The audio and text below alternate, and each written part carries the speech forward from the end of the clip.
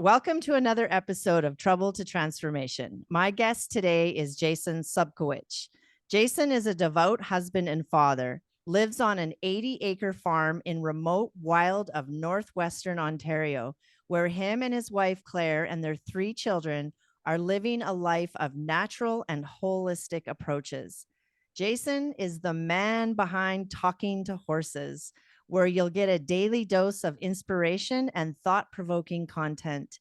Head over to Jason's profile and meet the herd. They're wonderful, lovely. Catch him over at the podcast, The Raven Chronicles with John Archambault, where I've been honored to be a guest. Jason's story is of trauma and triumph, experiencing childhood adversities. At the age of 24, Jason joined the OPP, which is the Ontario Provincial Police, where a very rocky and tumultuous 19-year career ended due to operational stress and post-traumatic stress injuries.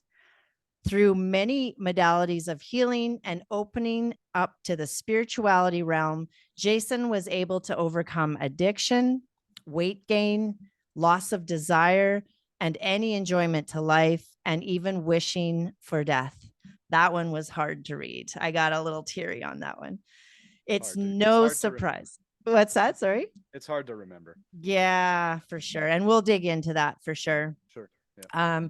But it's no surprise that Jason is a voracious reader. His messages are profound teachings of philosophy, consciousness, religion, spirituality, and just to name a few. Now, this former policeman is here to advocate for mental health, and he's an outspoken truth teller, wisdom seeker, and trying to emphasize the human in humanity. And I would like to refer you to the medicine man too, and we'll dig into that too. Yeah, that was the first time I heard that, and you made me sound way more awesome than I think I am. So thank you. No, you're so humble. All you guys, every one of you that I've interviewed so far has been so humble. But it's so inspiring to hear the journey that you guys have been on, and some of the adversities that you've been through. Yeah, so let's do you want to start with your the childhood adversities? Sure. Yeah. So it's not like I come from a war-torn country. Mm-hmm. It's just that I was born to a teenage mom. And so, as a cliche saying goes, we kind of raised each other like babies. And my biological father flew the coop at around 2 years old, which left my mom stranded with 2 babies and being a teenager with no money. Yeah, he never paid child support, so it was a real struggle. My mom ended up getting her nursing degree back in the early 80s. You could do that without having even finished high school, because in grade 11 she had me, so she didn't complete high school.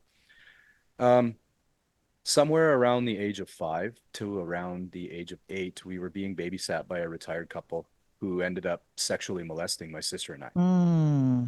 And I don't ask for sympathy when I say that story. It's just part of my adversity history timeline. Yeah. And I think because of that and out of that, I developed certain personal characteristics that could be labeled as toxic, or at least were sort of survival mechanisms.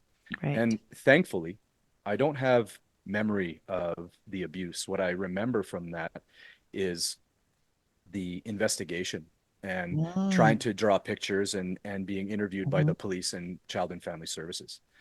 So when I look back at my childhood, I don't remember anything bad. Like the memories are of me playing in the neighborhoods in the 1980s and in the early 90s when things still appeared safe, and coming home at night was your curfew and you could run around wherever, and it was sort of very free. One of the other aspects of growing up for me was that I was very small. I didn't hit puberty till I was almost 18. So I was like a little prepubescent boy all throughout, and mostly smaller than all the other boys. And I grew up with a sister who needed a lot of support because of her own personal struggles. Older or younger sister? Yeah, I'm the oldest of 5 brothers and 3 sisters. Oh, wow. Okay. Yeah. So I kind of became like a little defender, and I got into martial arts at the age of 8 when everybody else around me was playing hockey. I had a passion for martial arts, and I really took to it. And through the years and through real dedication, I grew a confidence. And so, Mhm. in order to overcome what I call small man syndrome, we've all heard that, right?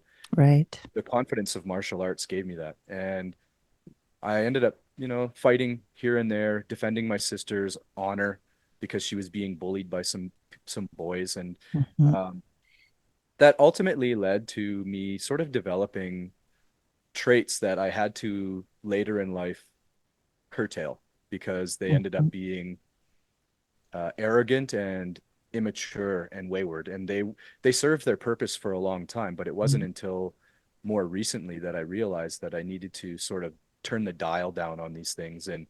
and sort of adjust their focus to bring myself to a more humble place of living. Yeah. So that kind of gets me through my teenagehood in a nutshell. It was an adverse life that was sort of Mhm. dotted here and there by a lot of financial struggles. We lived below the poverty line, and Yeah. I didn't have a father figure until I met my stepdad. And Mhm. the funny thing about my stepdad is my mother and my stepfather were sweethearts from grade 8 to grade 11. Oh, how so cute. Yes. However, Mhm. in grade 11, something happened and Mhm. they went their separate ways, and my mom ended Mm. up pregnant with another man, Oh, an older man. Mhm. You fast forward to 1998, and I come home one day, and here's my stepdad sitting on the couch. Never met him before. Turns out that my mother and him ended up being together for 25 years after that. Wow. And so we ended up blending our families, three kids on my side and three kids on my stepdad's side, Okay. and had this really cool, cohesive, blended family. So Mhm. hats off to my stepdad because he stepped up and became a father figure to me, and he's a wonderful man, and he took really good care of my mother up until she passed away 5 months ago. Mm. And so it was really kind of an interesting way to see what life was like with a father figure in the house because I was already technically a man by then. So Right. yeah, so that's kind of my story. And then it sort of led me to the policing career part Mhm. after that. And there was some years of moving around and trying to figure out who I was, but ultimately it landed me into the policing world.